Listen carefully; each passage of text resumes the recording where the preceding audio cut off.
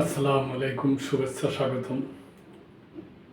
সম্মানিত দর্শক, বাংলাদেশ জাতীয়তাবাদী দলের নেতা বরকতুল্লাহ ভুলু সাহেব বর্তমান যে জাতীয় নাগরিক পার্টি হয়েছে নতুন, তো ওনাদের নিয়ে মন্তব্য করছে। ওই ব্যাপারে সংবাদ। টিউশন করা উপদেষ্টারা আজ 6 কোটি টাকার গাড়িতে চড়েন। ভুলু অন্তর্বর্তী সরকারের কয়েকজন উপদেষ্টাকে ইঙ্গিত করে বিএনপির ভাইস চেয়ারম্যান ও সাবেক প্রতিমন্ত্রী বরকতুল্লাহ ভুলু বলছেন, যারা কিছুদিন আগেও টিউশন করে নিজেদের পড়াশোনা ও হাত খরচ চালাতেন, আজ তারা 6 কোটি টাকার গাড়ি ব্যবহার করেন। 30,000 টাকা দামের পাঞ্জাবি পরেন, কেউ আবার শত শত গাড়ির বহর নিয়ে এলাকায় গণসংযোগ করেন।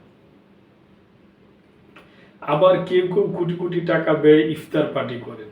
কোনো কোনো উপদেষ্টা বিভিন্ন দপ্তরে গিয়ে আমলাদের উপর চাপ সৃষ্টি করে বড় বড় কাজ বাগিয়ে নিচ্ছে।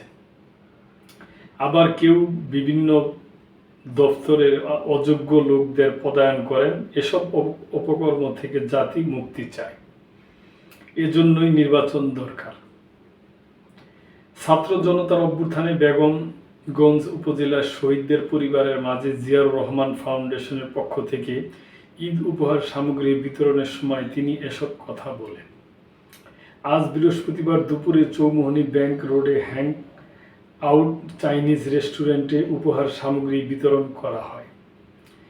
গণভোট সম্পর্কে সাংবাদিকদের প্রশ্নের জবাবে বরকতুল্লাহ ভুলু বলেন, যারা অনির্বাচিত সরকারের চিন্তা ভাবনা করেন তারাই গণভোট বা হানা ভোটের কথা বলেন। জাতিকে রক্ষা করতে হলে নির্বাচনের বিকল্প নেই। বিএনপির ভাইস চেয়ারম্যান বলেন, যারা সেনাবাহিনীকে বিতর্কিত করতে চায় তারা স্বাধীনতার শত্রু। 5ই আগস্ট সেনাবাহিনী প্রধান জেনারেল ওয়াকারুজ্জামান যদি হেলিকপ্টার যোগে ফ্যাসিস্ট সরকার প্রধান শেখ হাসিনাকে ভারতে না পাঠাতেন, তাহলে দেশে আরেকটি ঘটনা ঘটত। এটা জাতির জন্য বড় সমস্যা হয়ে দাঁড়াতো।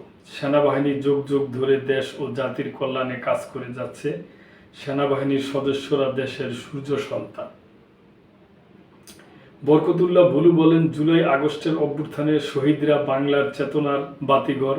তাদের জীবন দিয়ে এদেশ ফ্যাসিস্ট মুক্ত করে আমাদেরকে ঋণী করেছে। বেগমগঞ্জ উপজেলা বিএনপির সভাপতি কামাখ্যা চন্দ্র দাসের সভাপতিত্বে ও উপজেলা যুবদলের আহ্বায়ক রোস্তম আলীর সঞ্চালনায় বিশেষ অতিথি হিসাবে উপস্থিত ছিলেন নোয়াখালী জেলা বিএনপির সাবেক সদস্য শামীম বরকত লাকি, উপজেলা বিএনপির সাধারণ সম্পাদক মাহফুজুল হক আবেদ, চৌমুহনী পৌর বিএনপির সভাপতি জহিরুদ্দিন হারুন, সাধারণ সম্পাদক মহসিন আলম সহ আরও অনেকে।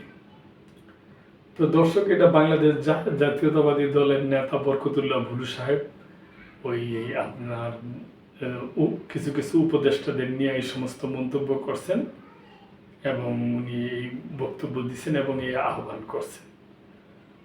তো আপনাদের সাথে শেয়ার করলাম। আজকে ভালো থাকবেন। এই পর্যন্তই।